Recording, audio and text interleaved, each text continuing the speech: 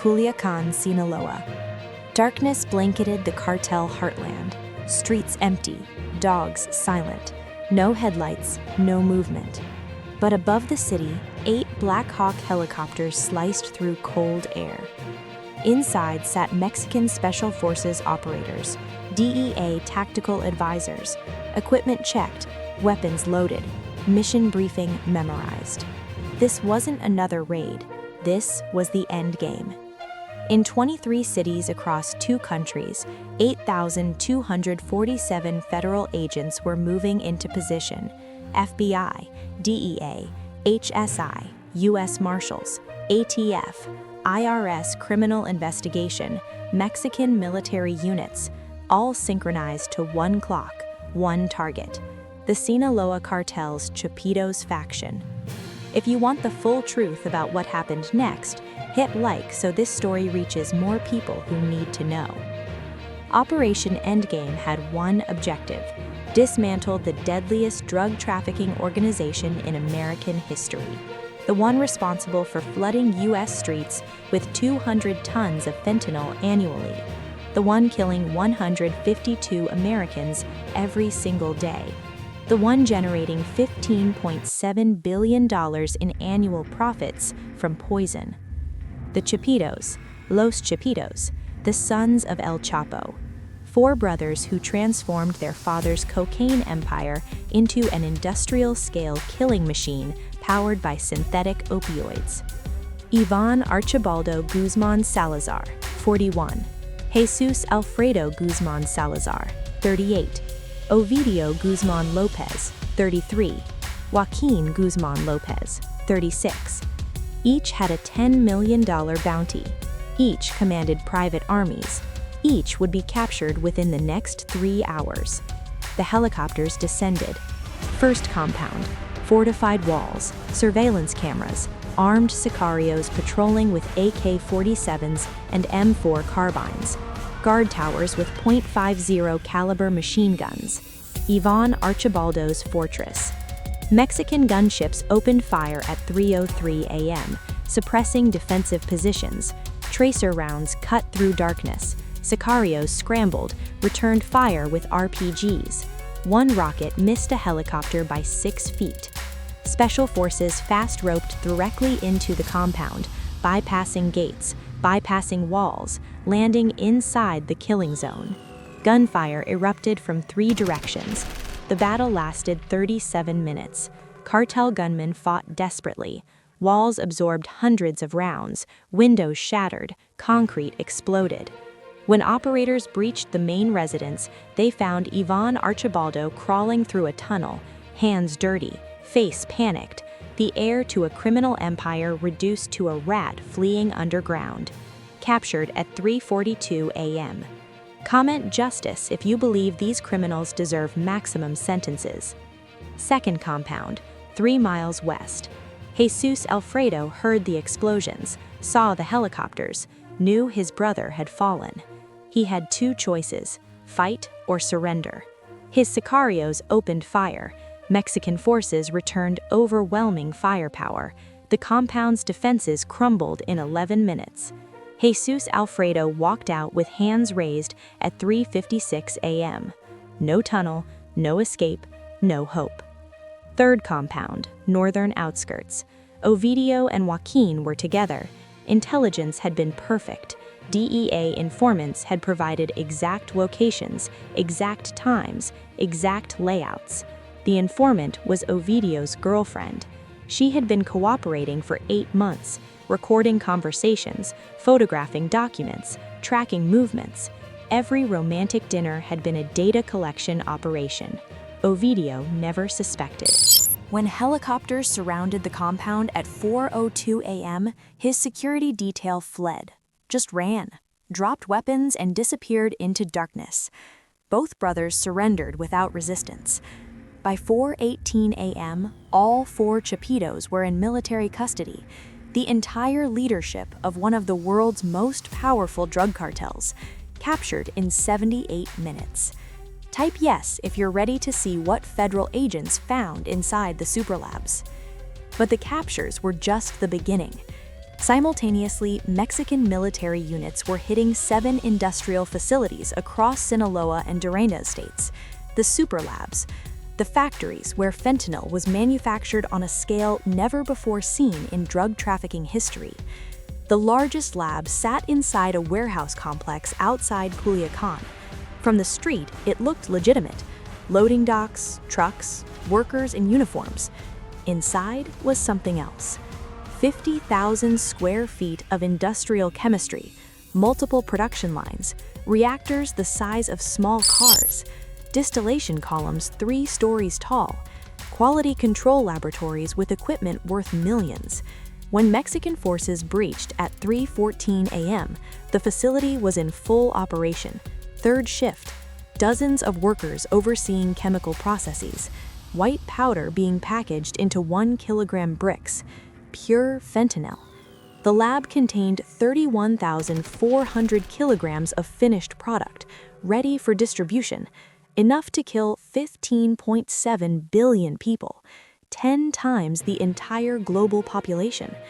But that wasn't the most shocking discovery. In a climate-controlled storage room, agents found precursor chemicals, barrels labeled as industrial solvents, containers marked as cleaning supplies, all imported from China through shell companies in Hong Kong and Singapore. Enough raw materials to produce another 54,000 kilograms. The super labs weren't just manufacturing facilities, they were pharmaceutical operations run by trained chemists. Some had worked for legitimate companies, Pfizer, Bayer, Mexican pharmaceutical manufacturers. The cartel had recruited them, threatened their families, paid them $15,000 monthly. One chemist had a PhD from UNAM. He'd been optimizing fentanyl synthesis for 3 years, improving yields, reducing impurities, making the product more consistent. If this shocks you, hit like now. At the second super lab, 47 miles east, Mexican forces found something worse, a pilot program for carfentanil production. Carfentanil is 100 times more potent than fentanyl, used to tranquilize elephants. A single grain can kill a human. The Chapitos were preparing to scale up production. Test batches totaling 340 kilograms sat in reinforced containers.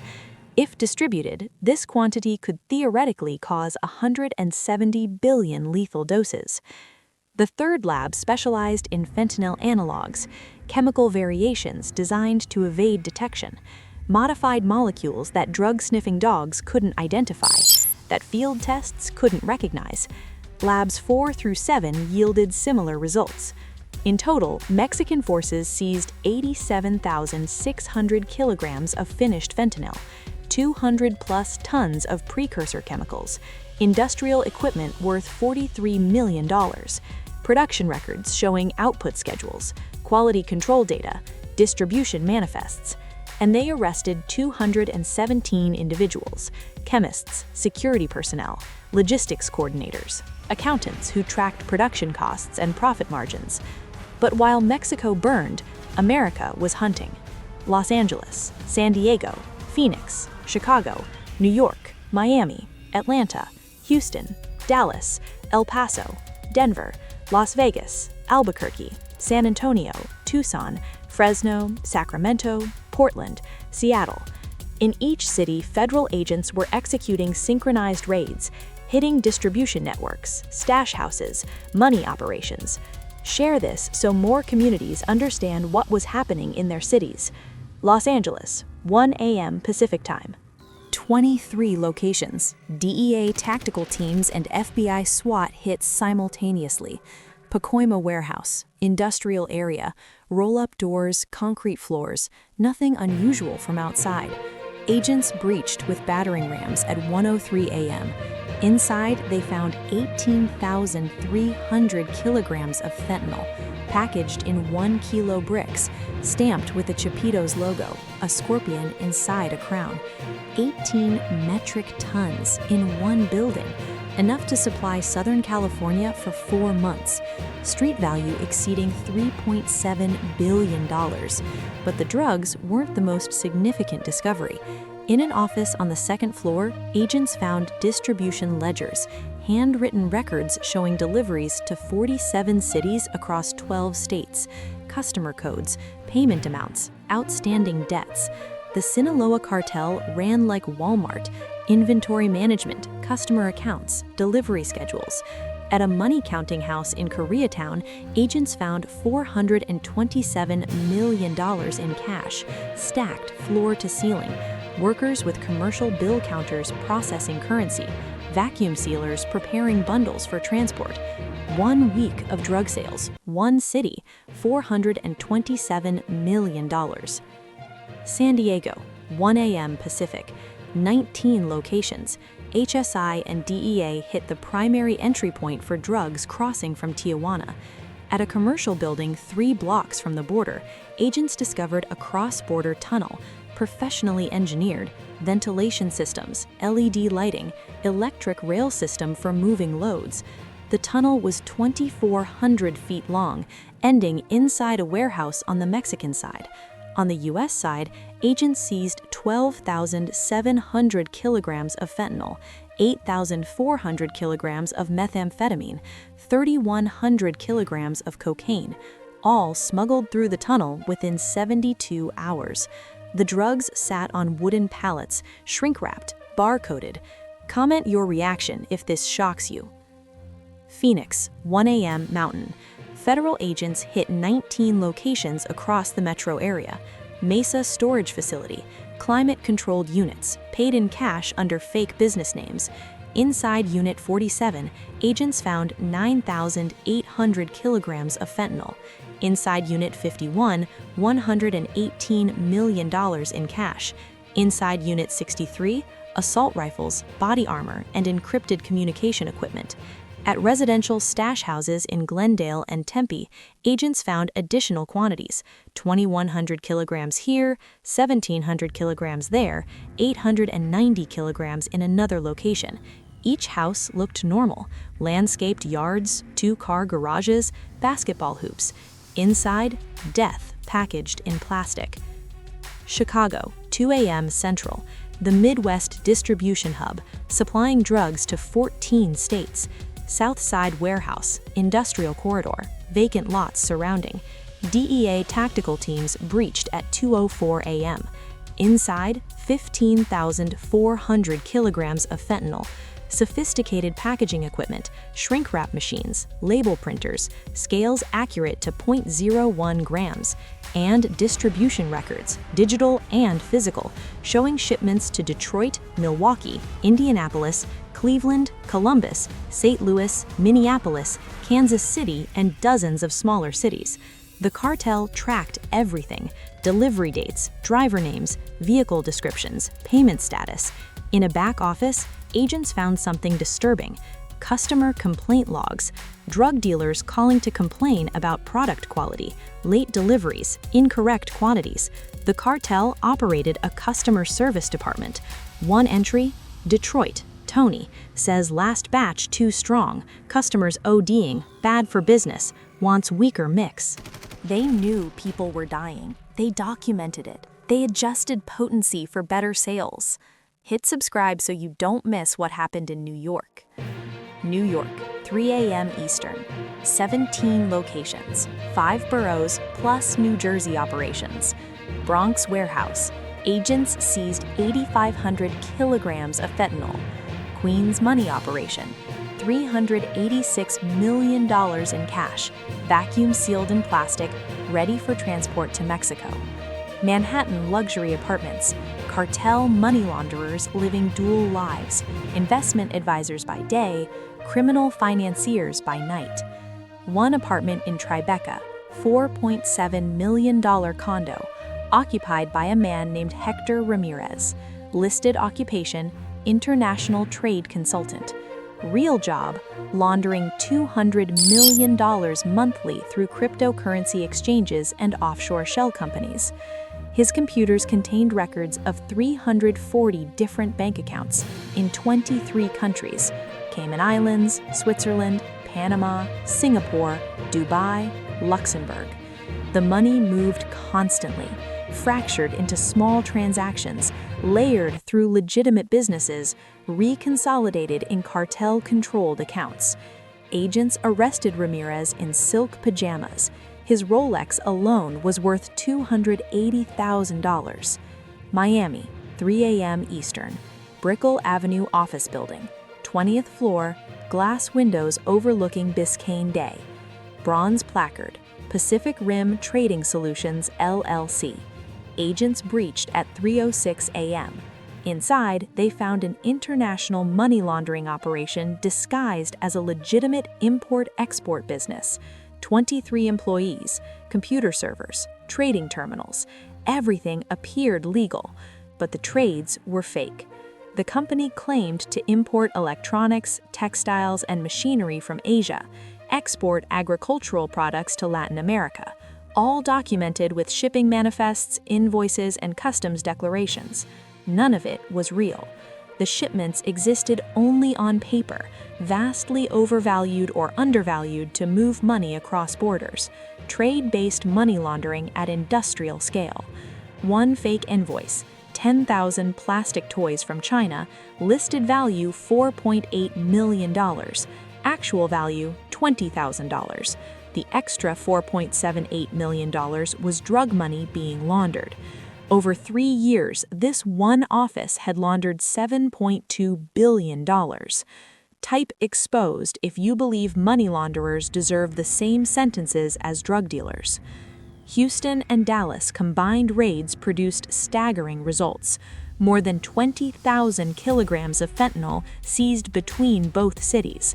The Texas distribution network supplied the entire southern United States. In Houston, agents hit a suburban home in Sugar Land, upper middle-class neighborhood, HOA regulations, community pool. Inside the 4-bedroom house, 3,700 kilograms of fentanyl in the garage, $67 million in cash hidden in false walls, assault weapons in custom compartments beneath floors. The homeowner was a 42-year-old woman named Maria Santos, registered nurse, no criminal record, 2 children in local schools. She'd been working for the cartel for 6 years, paid $25,000 monthly just to let them use her house.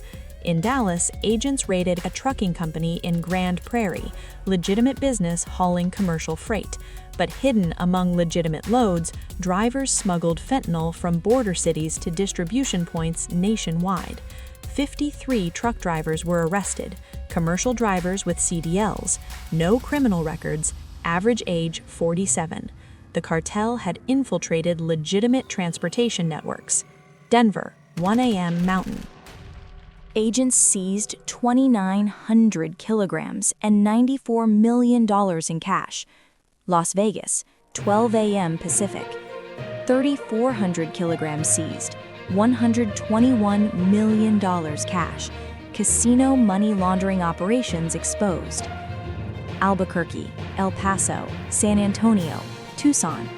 Combined seizures, 117,000 kilograms of fentanyl, $487 million in cash, 143 arrests. The West Coast operations were equally massive. Fresno, Sacramento, Portland, Seattle. In Sacramento, agents hit a seemingly abandoned industrial park, chain-link fences, overgrown weeds, graffiti-covered buildings. Inside one warehouse, 6,100 kilograms of fentanyl destined for Northern California, Oregon, and Washington distribution. In Portland, the cartel had established connections with local street gangs, using them as retail distributors, paying $500 per kilo to cut and package the fentanyl into user doses.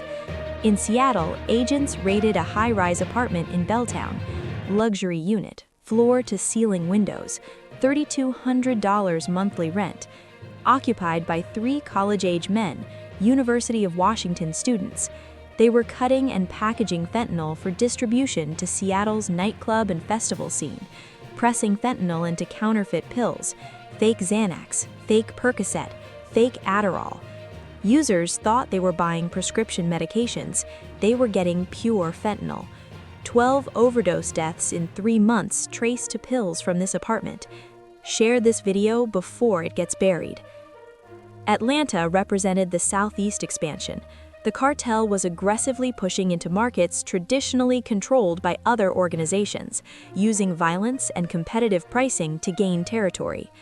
Agents hit 14 locations, seized 4,800 kilograms, arrested 67 individuals. But they also found evidence of something darker: assassination lists, photographs of rival drug dealers, addresses of their families, instructions for sicarios being sent from Mexico. The Sinaloa Cartel was preparing to launch a war for control of East Coast distribution. By 9 a.m. Eastern Time, Operation Endgame was concluding. The final tally was unprecedented, historic, absolutely staggering. All 4 Chapitos in custody, awaiting extradition to the United States.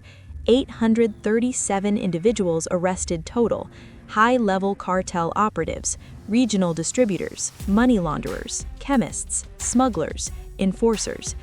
Among those arrested, 23 individuals on DEA's most wanted list, 47 fugitives with outstanding warrants, 12 individuals suspected in cartel-related murders. Approximately 203,000 kilograms of fentanyl seized, 203 metric tons, representing 1 full year of the cartel's production, essentially the entire U.S. supply. With 2 milligrams being a lethal dose, the seized fentanyl represented 101.5 billion potential lethal doses. $2.8 billion in cash seized, vacuum-sealed, stored, ready for laundering. More than 600 businesses identified as cartel-owned or controlled: restaurants, car dealerships, construction companies, real estate developments, shopping centers. 17 properties seized in the United States alone: luxury homes, commercial buildings, investment properties. If you believe justice is worth fighting for, hit like now. But the numbers only told part of the story. The human cost was incalculable. Fentanyl had killed more than 220,000 Americans in the previous 3 years, more than 150 every single day. The leading cause of death for Americans aged 18 to 45. More than car accidents, more than gun violence, more than any disease. Entire communities devastated, families destroyed, parents burying children, children orphaned. And Los Chapitos had been responsible for approximately 70% of America's fentanyl supply. They weren't just drug dealers, they were architects of mass death. They had industrialized killing, optimized it, made it profitable beyond imagination. $15.7 billion in annual profits, more than the GDP of 50 countries. They lived in mansions, owned sports teams, drove bulletproof Lamborghinis, while American teenagers died in high school bathrooms from pills they thought were safe. The investigation that led to Operation Endgame began 3 years earlier. DEA chemists analyzing seized fentanyl samples noticed something disturbing. The purity was increasing. The quality was becoming consistent, suggesting industrial-scale production with quality control, not small labs in remote mountains, factories. The DEA's Special Operations Division launched an intelligence effort called Campfire, mapping the Sinaloa Cartel's fentanyl operations. They used every tool available: wiretaps on phones and encrypted apps, surveillance by undercover agents in Mexico, financial analysis tracking money flows, cooperation from informants, satellite imagery of suspected lab locations, NSA signals intelligence. The investigation took 1,100 days, cost $240 million, involved 400 federal agents working full-time.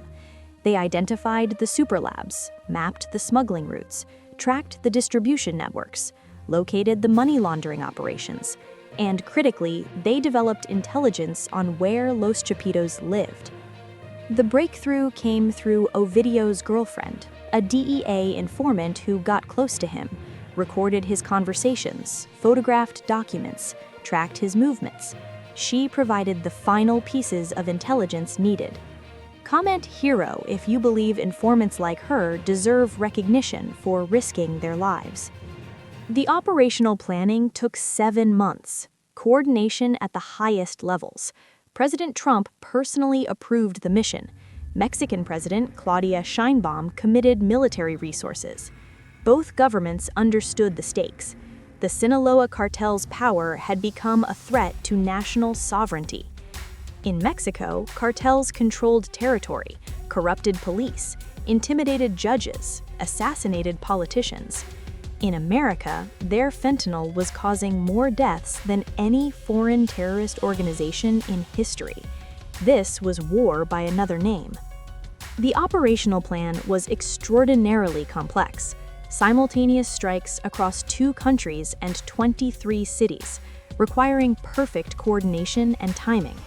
Mexican special forces trained for weeks, rehearsing compound assaults, studying floor plans, preparing for heavy resistance. U.S. federal agents coordinated across multiple agencies: DEA, FBI, HSI, Marshals, ATF, IRS, each bringing specialized capabilities. The secrecy was absolute, information compartmentalized, communications encrypted. Only essential personnel knew the full scope. Any leak would allow the cartel to escape, to hide evidence, to prepare defenses. At 3 a.m. Mountain Time, Operation Endgame launched, and it succeeded beyond expectations. Now the legal process begins. Los Chapitos face federal indictments in multiple districts: drug trafficking, money laundering, murder conspiracy, running a continuing criminal enterprise. Each brother faces mandatory life sentences without parole if convicted. Their extradition to the United States is being expedited. Within 90 days, they'll stand in American courtrooms. The 837 arrested individuals face similar charges: thousands of years of combined prison time. The seized assets, 2.8 billion cash plus hundreds of properties, will be forfeited, used to fund law enforcement operations and victim compensation. But the larger question remains: will this operation actually reduce fentanyl deaths? History is not encouraging. When major drug traffickers are captured, their organizations often splinter, creating power vacuums, sparking violence. Other groups rush to fill the gap. The Sinaloa Cartel won't disappear. Mayo Zambada's faction still operates. Rival cartels like CJNG will expand. And the demand for fentanyl in America hasn't changed. Hundreds of thousands of Americans are addicted. They'll seek drugs regardless of who supplies them. But Operation Endgame sent an unmistakable message. No cartel leader is untouchable. No organization is too powerful to dismantle. No amount of money provides protection from American justice. If this story opened your eyes, share it so others understand what's happening. The deeper truth is uncomfortable. Fentanyl flows into America because Americans buy it. Cartels exist because demand exists. Supply chains function because customers pay.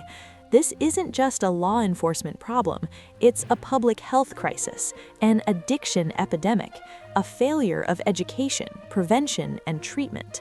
Arresting the Chapitos won't save the teenager who's already addicted, won't heal the family that's already broken, won't bring back the 220,000 Americans who've already died.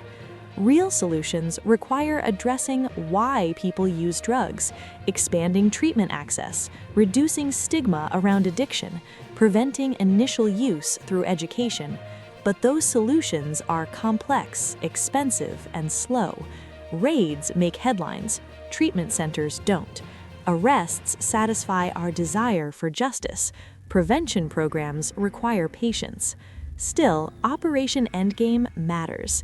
It represents the largest coordinated strike against a drug cartel in history. It removed 4 major trafficking leaders simultaneously. It seized enough fentanyl to prevent millions of potential deaths. And it proved that international cooperation can produce results, that Mexican and American forces can work together effectively, that political will exists to confront the crisis. The fight continues. Other cartels remain operational. Fentanyl production will resume. Distribution networks will rebuild. But for one day, law enforcement struck a devastating blow against the deadliest drug trafficking organization in the world. Hit like if you believe this fight matters. Subscribe so you don't miss updates on the trials. Comment justice if you support maximum sentences for the Chapitos. And share this story so more people understand the scale of America's fentanyl crisis. Because 152 Americans will die today from fentanyl overdoses, and tomorrow, and the day after, until we as a society decide that enough Americans have died. This is only the beginning of a much longer war.